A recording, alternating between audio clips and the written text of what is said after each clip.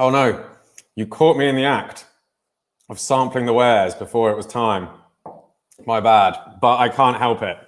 It's Balblair 15-year-old. It's delicious, and I'm only a human being. Even though I'm the co-owner of Whisky Me, I have to get a little bit of this liquid in my mouth just to wet the whistle before we get started on this month's live tasting, which is, of course, of Balblair 15. To join me on this journey, we have a steady hand, that being the global brand ambassador of Balblair Distillery, Stuart Baxter. Welcome. Hey, Stuart, how you doing? Hey, Tristan. Very well. How's yourself? Good, thanks. Thanks for joining us this evening to talk us through a little bit of Balblair.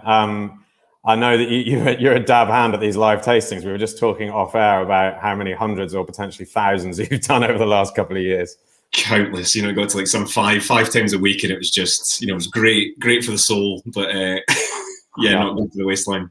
But this is your first Whisky Me tasting, and these are an entirely different beast because, of course, we've got our wonderful Whisky Me members who will be providing us with huge amounts of entertainment with their comments and many questions, which we will endeavour to ask at the end. If you do have any questions, please feel free to ask them. So, Stuart, I am somewhat jealous of your job because Balblair is one of my favourite distilleries in Scotland. How did you land the Balblair Global Ambassador role? Yes, I mean, I've been in whiskey for a good few years now.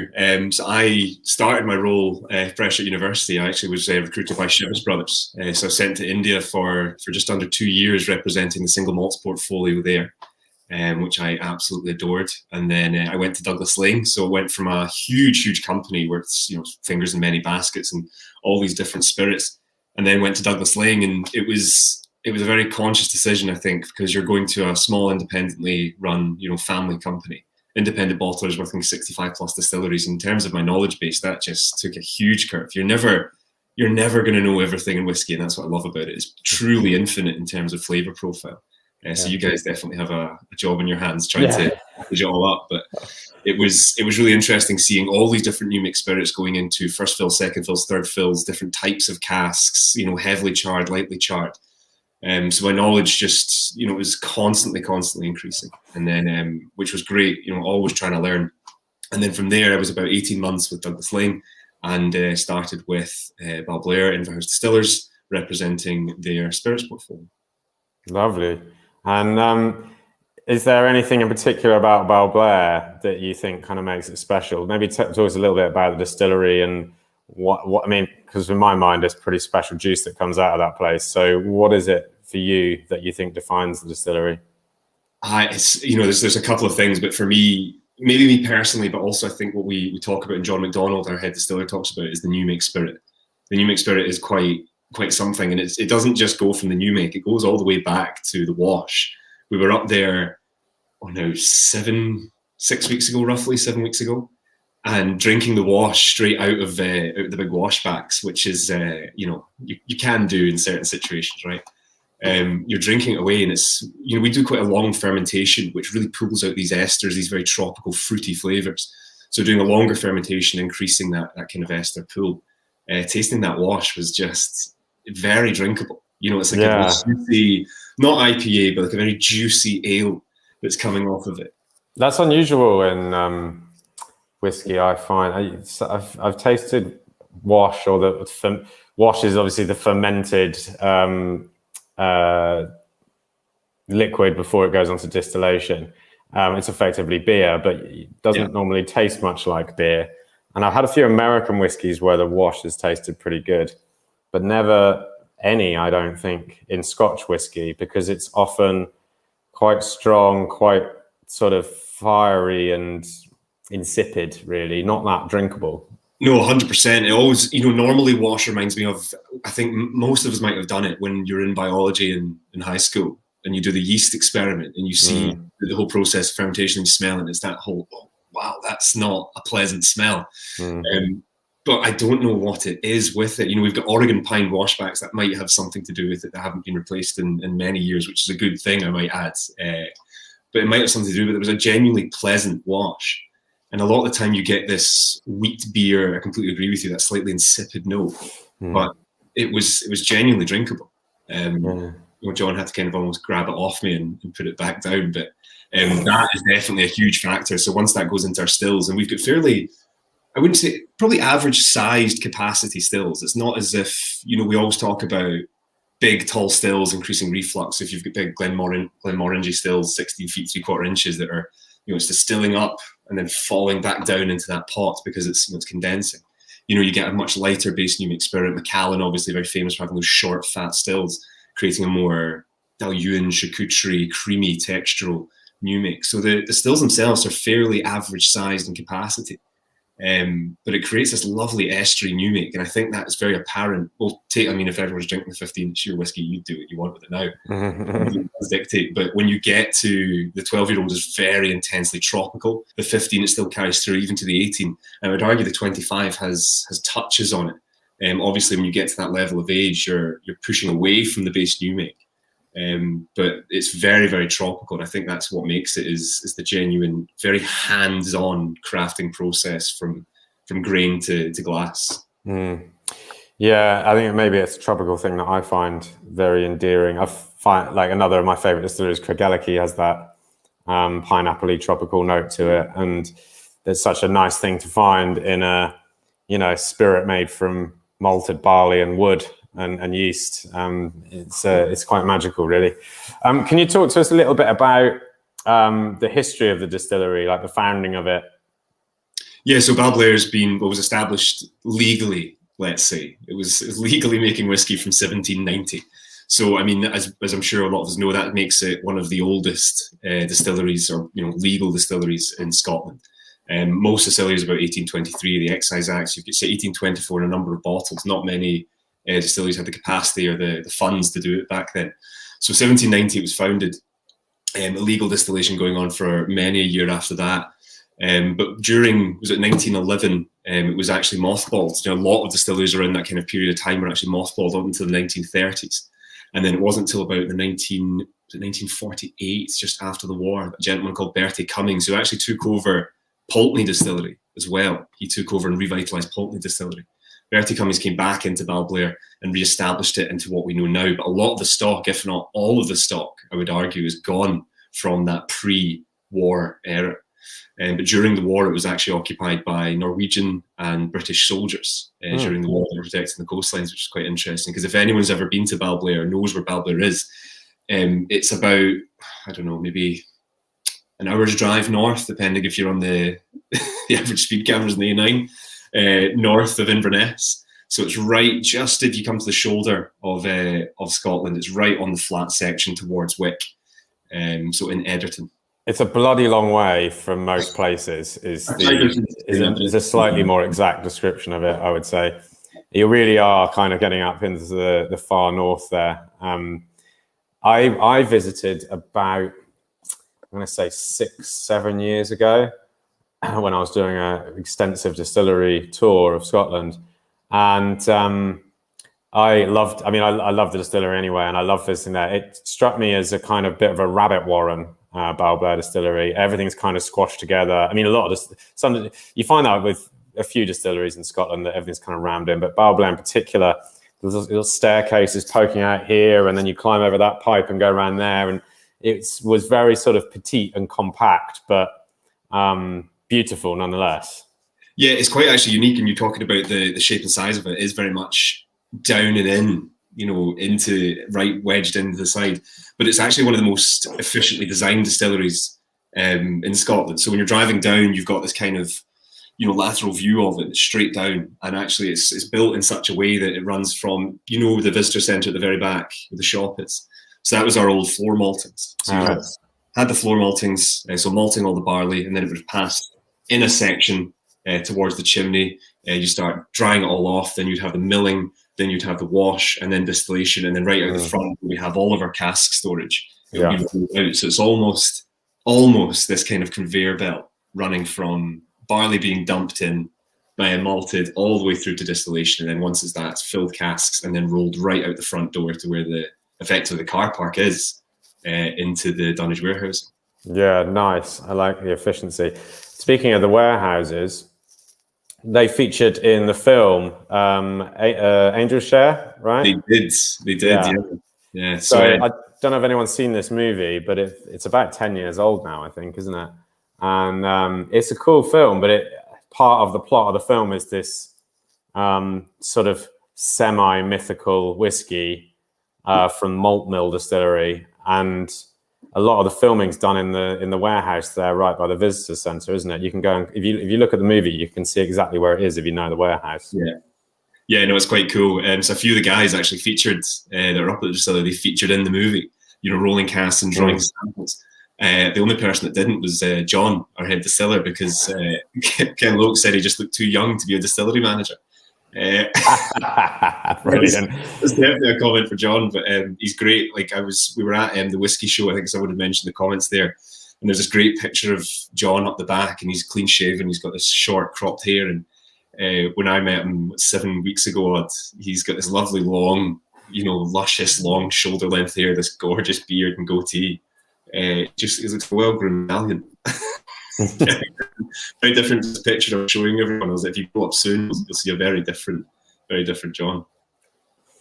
Another thing that I learned when I was at the distillery, and this might not still be the case, is that there's a massive history of people with the surname Ross with Balblair, right? The founder was, I think, John Ross, right? Yeah. And then it's in Rossshire. And when I was there about 6 years ago, I think at least half of the people working at the distillery had the surname Ross. I don't know if that's still the case. No, I think we've got 5 people at the distillery that are surname Ross, and only 3 of them are related. Yeah. We've got a huge mix, like massive mix. But I mean, when you get to anywhere that kind of in those areas of Scotland, it becomes very mixed, right? Yeah. So 5 people currently at the distillery that all have the surname Ross in Rossshire. And any of them know whether or not they're related to the founder of the distillery? We don't know. We don't, which is quite interesting. But the thing is, like, see, when you push back to that level of date in Scottish history, paperwork just doesn't necessarily exist. Yeah. So no, we don't know if any of them are. As much as I'm sure a lot of them would love to claim a stain. Right. Maybe you don't want to delve too deep on that particular subject, eh? Yeah, no, exactly. But I mean, I suppose a lot of people in Rossshire have got the surname Ross just because they live there, right? And it would have at some point been, added on to the end of the name. Well, I'm from Rossshire, so someone was, John Ross. Yeah. Doesn't necessarily mean you're a blood relative. No, we're not a complicated people. It's quite simple. Right. Can you tell us a little bit more about the 15-year-old? It's 15 years old, obviously. Is there any sort of particular cask treatment or anything? Do you use sherry casks or wine casks or anything at Balblair? We do. The interesting thing is, like, if you look at the 12, if anyone's had the 12, because the new mixed spirit, I always can describe it as like it's so delicate. It's almost like a rich tea biscuit. If you treat it too intensely, too quickly, you'll just snap it clean in half. It's very tropical, and the one thing we're wanting to push through is having that tropical note run the whole way through. I would argue even into the 25, there's elements of it, and it's more dried tropical fruit as opposed to what's very fresh and fruity. The 15, I was saying this at the Whisky show, if anyone was there, I was actually talking about it, saying that if anyone wants to see Balblair at its prime or truly representative of what Balblair is, I would argue that the 12 is true to it, but I think 15 for me is absolutely prime time Balblair. I think it hits that sweet spot of maturity, but not drifting too far away from the new make. You were talking about this actually with Kilcoman and saying that it's always nice to see how the distillery represented in the spirit, because as soon as you plaster it with, there's nothing wrong with first fill olorosos if your spirit can handle it. But it's if you plaster it with that and completely age it, and you'll lose that element of it, and that's not something we wanted to do here. So this is roughly 12 and a half, 13 years in ex-American oak, ex-bourbon casks, and then roughly that 2.5, 3 years again in Oloroso, first fill Oloroso. 46%, that is high strength, not natural cask strength. Something I was talking about as well is I think you could push this to 48, you could push it to 50. If you pushed it higher than that, I think you would be not ruining it, but I think, Dave Broom talks about it's 46, 48% for most whiskies being a very optimum level of not too much ethanol and still allowing the flavour to come through. And as we know, that'll change from cask to cask, so please don't take that as complete gospel. But I think this isn't a good example of 46, 48% probably being optimum without drifting way too high for it. Yeah. My thoughts on strength are that unless there's two reasons why you might want to keep it low. One would be if you're sensitive to price, because obviously there's additional duty to pay. But at this sort of level, I don't think there's too much price sensitivity because it's a good quality whiskey and people are willing to pay money for it. And the other is, I guess, sort of consumer perception as well. Some people are actually put off by high strength whiskies, I guess. I mean, I assume there's people out there like that. I'm not one of them. But besides that, I always think the best strategy is to bottle at the highest level you can, where the whiskey is delicious. Yeah. Because that means it gives the option to the end user that they can add water to it and dial it down to wherever they want to be. But obviously, if it's lower, they don't have that option to try it at that higher strength. 100%, yeah, completely agree. And talking about that higher strength kind of puts people off, and it definitely, I would say for kind of your normal consumer, it absolutely does. But I remember I've been in tastings where people said, "Oh, I tried your cask strength this and I didn't like it." Like, did you try it at cask strength? I'm like, yeah. Why? It's you're completely right in saying it gives you the option to drink it as you want. It's not a dare. It's not you need to drink it. It's not that kind of thing. It's giving you complete freedom to drink it the way you want to and control it. Yeah, and I mean, it gives you freedom to drink it in 3 or 4 different ways, depending on the situation. It's sometimes you might want to drink it at cask strength. Sometimes you might want to drink it dialed down to low 40s, and it will behave like a very different drink at that point. And so you're getting a better value for money there because you're getting 3 or 4 or 5 or an infinite number of drinks for the price of one, right? Exactly. And it's funny, the amount of whiskies it actually happened last week. I can't remember what whiskey we were drinking, but I loved the nose of it with water in it, but I preferred the palate strength. And it was like I could just take me to Glencairns and nose this one and drink this one. Yeah, I've had that a lot, and I think there's a good reason for it, which is that water tends to bring a lot. This water brings out a lot more on the nose. Alcohol's pretty good at masking aromatics in a whiskey, and this is why when you go to visit blenders, they're often diluting way down with water in order to detect the characteristics of the spirit, but you lose a lot of that sort of spice, that grip, that texture, that drying quality of alcohol when you water down to that level. So you're absolutely right. We're unfortunate in that our olfactory and taste equipment is attuned to sort of one strength with smells and another strength with tastes, and unfortunately the two don't. There's no sort of crossover there really. So we just have to have 2 glasses, like you say, one to smell, one to drink. But that's it. And I've been approached in many tastings, and people have said in the past, age is better. Older's better, and that's not the case in any way, shape, or form. Older might be better for you as an individual, but it doesn't mean that it's better for everyone. And I've always talked about this graph, and I realised I'm reversed here, so this is going to be an anti-graph. As age increases, that doesn't necessarily mean that the just all-round flavour increases. You've got some things that will increase, some things that will decrease, some things that will hit an optimum point. And for you as an individual person, from that kind of 3 as whiskey up, there will be a sweet spot for you on that line, but you as an individual, you alone. And in terms of price and cost, you're praying that it's going to be down here, because if you're waiting up to the top, you're spending like big bucks for your favorite flavor, and you'll get flavors that are very unique and rare up at the top. Of course you will, because that's where they sit. And most stock is going to be in that volume driver low point. But age isn't absolutely everything. But for me, the Balblair 15, the 15 on this is, again, for me, sweet spot. Lucas, who's my boss, he always talks about the 12-year-old being his absolute favorite. I wouldn't say how many bottles he got through during lockdown, but he adores it because it's very tropical, it's fresh, and it's very representative of the new make. For me, it's the 15. Yeah, it's very good. I just added a load of water to mine actually, and some of that tropical note really does come out. It's lovely. So we have some tasting notes coming in. Let's stick some of them up. Subtle hints of Thai-Fu. Yes. Tea, presumably, yeah. In fact, I think we put tea on one of the tasting notes on the pouch, for that matter. This one I like as well, actually. Chocolate-covered ginger. I am getting ginger now that I've diluted it particularly. I just sort of consider that to be part of that gamut of sort of tropical flavors, almost ginger spice. Yeah, I completely agree with the ginger, and it is that. It's funny. I've nosed this watered down, but not cask, but high strength at 46. It's like a cocoa powder as opposed to like a melted chocolate. But then I've had it with water, and I know it sounds really bizarre, but it's a bit more subtle. It's a bit more creamy. Yeah, that's the amazing thing about water and whiskey. Like you can get one type of chocolate and then another just by the addition of water. Yeah, like it's magic.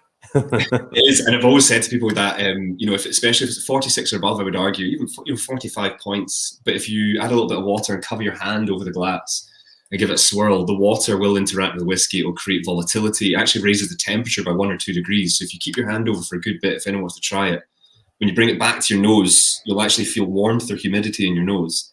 But it also lowers the alcohol, creates a huge amount of volatility, and it might look really boring in your glass, but a lot is actually happening. So when you bring it back to your nose, we talk about it opening the whiskies as a cliche, but it's very true. And again, you might prefer it without water, you might prefer it with water, but that's the whole point. And the good thing about Whiskey Me, you give pretty decent samples, so you can try this out. Yeah, 60 ml is good. If you have to share it, you just about can, but we would obviously encourage that you just subscribe twice. But 60 ml for one person is enough to have a play around with it a little bit, and dilute some, drink it, try some at full strength, come back to it another day if you want to. It's a good size measure.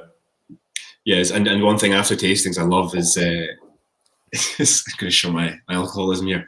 The next morning when you've got empty glasses, is nosing them. Nosing those empty glasses it's amazing how much it changes, because whiskey does oxidize much like wine.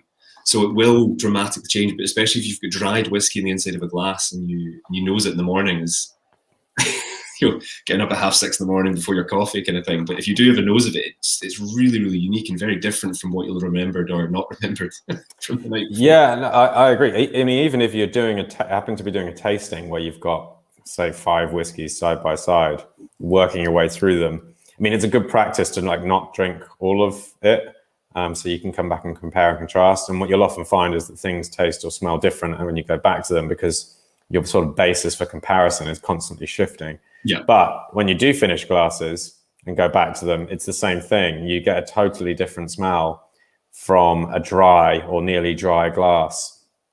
I think that's partly because all the alcohol vapor's gone. And so what you're left behind is just those residual aromas that are sort of stuck to the glass. And that sort of masking effect of the alcohol that I mentioned already in respect to aroma is no longer there. Yeah, and this is also non-chill filtered, so you're going to have those, fatty acids, those proteins that are occurring. So that's going to cling to the glass. It's also going to cling to you as well. And then no caramel colouring, so it's natural colour as well from the cask. That's it's effectively raw whiskey. The only thing that's been added to that is water to bring it down to 46. Yeah, it's lovely. It's a banging 15-year-old in my opinion. Like really up there. And to your point, what you're saying earlier about it peaks between 12 and 18, let's say. I just think that's true of so many distilleries. You get some that are sort of more in the 18 area, some that are in the 12 or even the 10. Yeah. That's why 15-year-old is always a pretty safe bet, I think, to get an idea of what a distillery is all about, because it's going to be sort of smack bang in that area of like the balance between distillery character and maturation character. Yeah, 100%. I mean, you've got examples of distilleries that have those big, short fat stills, even like short fermentation in some cases, that, you can kick that spirit around, in intense casks, and you can kick it around until it's maybe in its late teens, 20s. You're still going to get that distillery character. But with lighter, more delicate new mixed spirits that are very ester filled, I think 15, as you say, is a completely safe bet. Yeah. So thumbs down for the water there, which is fine. It's good to check these things though. Yeah. Hand over a glass of water really works. Warm vapors. Yeah. It's a good tip, that one. This is why when you'll be able to tell more about this, Stuart, but when the process of adding water to whiskey to cut it down to bottling strength has to be done quite carefully, right? Because it creates so much heat. You have to add the water quite slowly. You can't just chuck gallons and gallons of water in there. Yeah, and you're also going to be using distilled water, so you're actually going to be trying to remove as much mineral content as possible. So you're creating, almost all of it. So you're actually having something that's as least, as you say, volatile as possible, making sure there's minimal heat, minimal loss of control over it. Yeah, absolutely.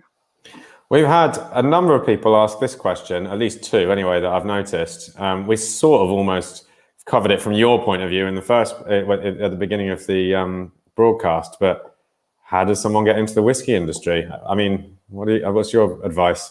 The thing is, there's so many wonderful avenues in the whiskey industry. You know, what I do is one side of it, but then you've also got, you know, glass procurement. You know, you get to decide on these beautiful bottles and what is actually going on shelves across the world. He's got a whole bottle. He's got a whole bottle. Yeah, I've got a litre bottle of 12-year-old as well, kicking about.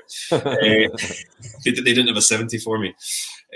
You've got marketing, you've got sales, you've got production, supply line, supply chain. You've got, you know, sales. All of these wonderful avenues to it, and you get to reap the rewards from it. You get to go to, you know, events and tastings. For example, with Inverhouse, we do our build our brands team. So anyone from any department can come, you know, whether it's the warehousing or whoever it is, can come and host shows and host festivals on our behalf. So it's very much open and honest, but keep tasting. If you want to get into this side of it, keep drinking and tasting whiskey sensibly, but keep drinking and tasting it sensibly and the next morning. Yeah, and keep nosing the glasses the next morning. Oh dear. So it's a nice thought, kind of roaming through the kitchen in the morning, sort of sniffing glass, minesweeping your way through the deluge of the battle zone that was the night before. As an insight into my nights out, or nights in. Well, you won't find me doing this after big, you know, like 5 tastings a week. All right, good stuff. Your large 70cl bottle of Balblair made me jealous because I don't have one, but I know where to find one. That is, of course, the Whisky Me web shop. 10% off with the code. I think probably everyone that tunes into this normally is well aware of that. If you want to get yourself a bottle of Balblair 15, it is for sale on our website and other places, of course, as well. But you don't get 10% off those places like you do with us. Cracking dram, just so good. Like just really lovely. One of my favorites, and confirms that Balblair is indeed in my top 10, if not 5 distilleries in Scotland. It's really good. And the texture on it, I saw someone there, just that kind of oily character. I think huge texture on it, and due to that texture, I would argue that if the texture wasn't there, obviously if the texture wasn't there, if this was chill filtered, the finish would be maybe short to medium. But I actually think there's a deep, good length in this. I wouldn't say it's long, but I think there's a really good length on it. And I remember speaking to a friend of mine who said, yeah, you know, a long finish is great, but if it's a bad whiskey, then you don't want a long finish. Yeah. It's very true, right? We've all had a whiskey that we didn't enjoy. That, you know, no such thing as a bad whiskey. Some are just better than others. Someone tell me that quote's wrong, but it's. I don't think that's true. That statement. I've had bad whiskies. Yeah. You know, if you taste something you don't enjoy it, if it's long, it's oh, God, right, you're trying to get rid of this. You know, it's not all about the finish. It's the substance comes from the liquid itself. Yeah, sure. Right, most important statement of the night to finish on. Stuart looks like Messi. Have you heard that one before? I have never had that one, and I only had like 10% of the ability that he's got. Well, even that would be impressive. I don't believe you. I don't think you got 10% of the ability. The next rugby, I can't dribble for anything. I just have to shut out my way on a Monday night. Oh dear. Right, cool. That was fun. The World Whisky, thank you for reminding me, World Whisky tasting is taking place on Tuesday next week. I think I got that right. East London Liquor Company's East London Single Malt. I resisted doing a kind of really heavy Cockney accent there just because I don't want to offend people. Yeah, I think that's Tuesday. Tuesday the 19th. Yes, that's correct. Cool. Stuart, thanks so much for your time for coming on. We appreciate that you have to do millions of these things, and we are glad that ours is one of them. It's a pleasure, honestly, every time. It's not hard work. This is great fun. Thank you all. Cool. And thanks everyone for tuning in. If you are a World Whisky subscriber, we'll see you on Tuesday. If not, then we will see you roughly the same time next month. Bye-bye. See you guys.